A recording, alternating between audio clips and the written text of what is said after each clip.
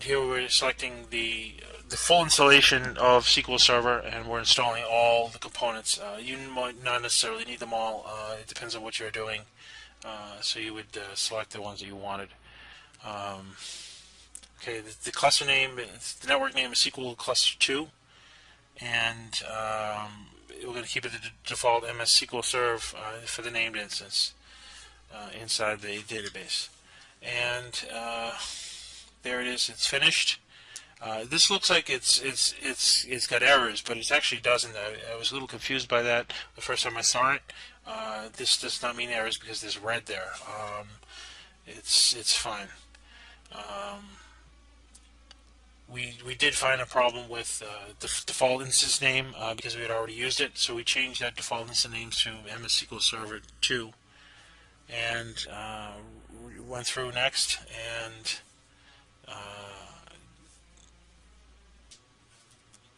ran it. Okay, here we're selecting the cluster disk number 2. You can see the first one's disappeared because that's being taken by the other service right now. And we're not doing DHCP, we're doing a static address. So we're going to type that in here, 10.10.20.55. Now, somewhere along the line here, we had errors related to the 10.10.20 network being selected. My recommendation is to try to create 11.10.10 network for, I'm sorry, 11.10.20 network for the cluster disks because of an interference between those two networks, which is a bug in Microsoft's software where it doesn't see those two as two separate subnets, even though they actually are. And I go into that a little bit more in my blog. Here I'm selecting the SQL Server account for the SQL servers. And I'm using all the same SQL admin account. To be more secure, you can select separate accounts. It's just a default user, and Microsoft SQL Server 2008 actually gives it the user the proper rights, and it's as it does the install. That is different in SQL Server 2003, which you have to manually configure the permissions. Here we're selecting the data directory and just looking this over here. We're going to keep it all as the default. And this file stream, part of SQL Server for Transit SQL Access, I'm going to enable that. I think it's a good idea for later on when you're working with a SQL cluster.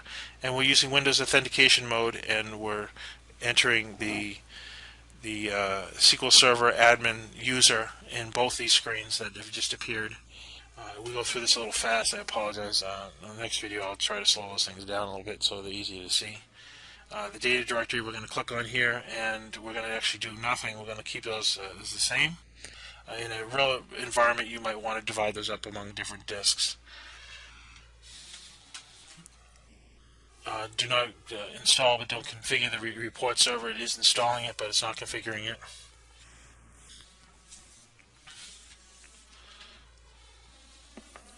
Okay, 3 updates were not applicable. 2000 file stream hotfix check, and a couple of others, they weren't relevant, so it just generated a warning there. That's okay. Now everything is selected and everything's ready to run, and the installation of the SQL Server is going to go ahead and go forth. We're going to speed up the video here so that this takes less time and doesn't bore anybody, but it is going through and doing the installation there. Okay, the SQL Server cluster installation for the first node is installed, and next we have to configure the other two nodes of the cluster nodes, the other two cluster nodes.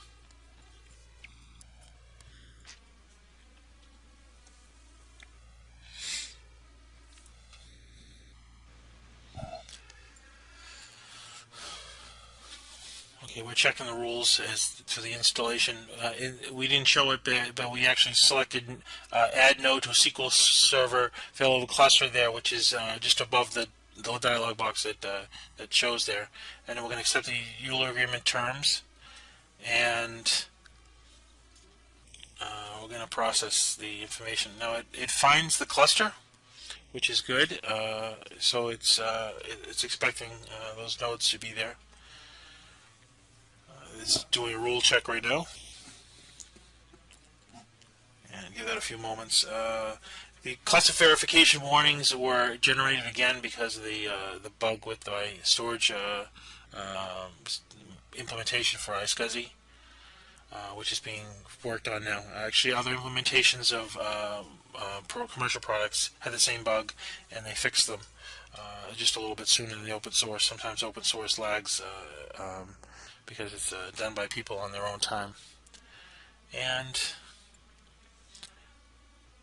there we go. It passed everything and said a few of them were not applicable. And we're going to click OK and click Next, and it's a waiting game. So we're going to time warp here. Okay, the SQL Server node number 2 is installed, and now we're going to the node 3 and doing the remote setup of the from this remote CD-ROM. Again, that we use the workout for Proxmox bug there, and we run it. And this one will go just as fast. We click on installation on the page that appears and add node to SQL Server cluster, and we click on run.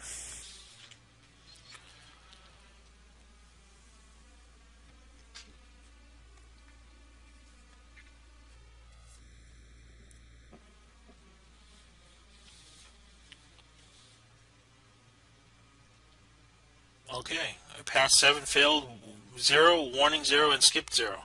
So that's good. Everything went smoothly. Now the actual installation, and we're going to accept the Euler agreement on this node and click install.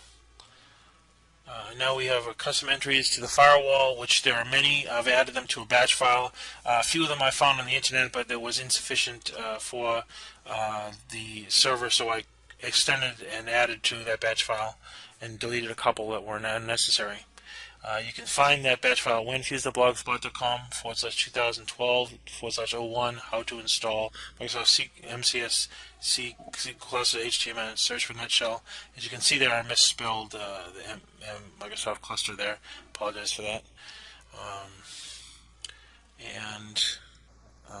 Here we go. There's the on a share. There's the SQL firewall batch file, which I'm going to run, and then I'll show you the file, what's in it. As you can see here, there's a lot of Nutshell commands. There's about 20 or 30 of them for opening different ports for the different services for SQL Server. And they were all I could find that were relevant to it, so it is a fairly complete list. If anybody finds any others that are missing, please update my blog, make a note, and let me know. As you can see here, they're all Nutshell commands and a pause command at the end.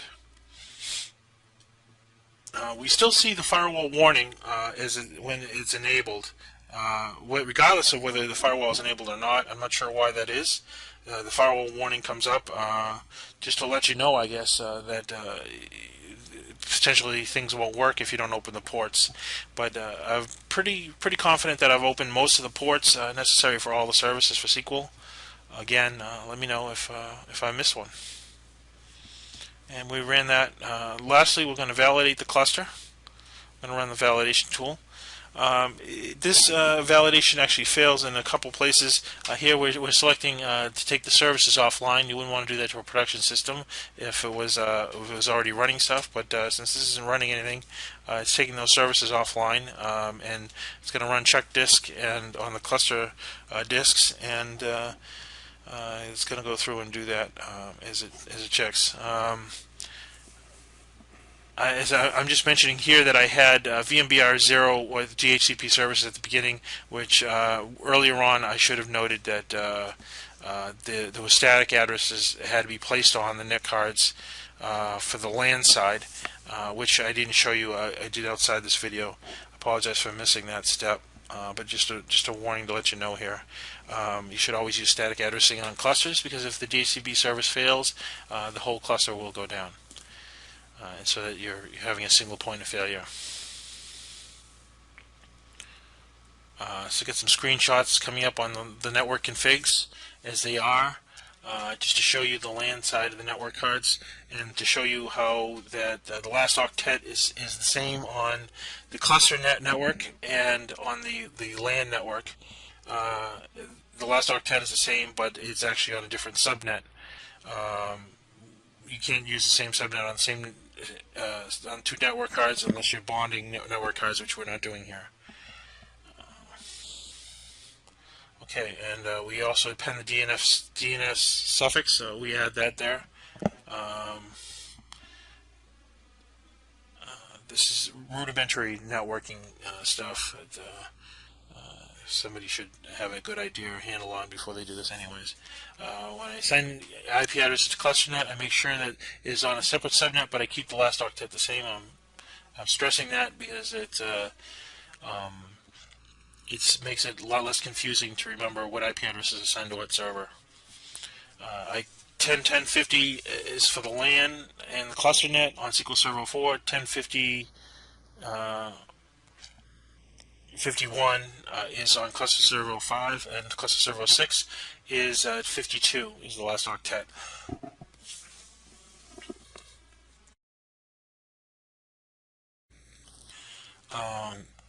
Once during the making of this video, it complained the addresses were on the same subnet for both network adapters on each server. This is a definite bug, so I just letting you know that you should try to go back to the set of network configuration and select 10, 11, 10, 20.x network with subnet mask 255.255.250, which seems to take care of the bug.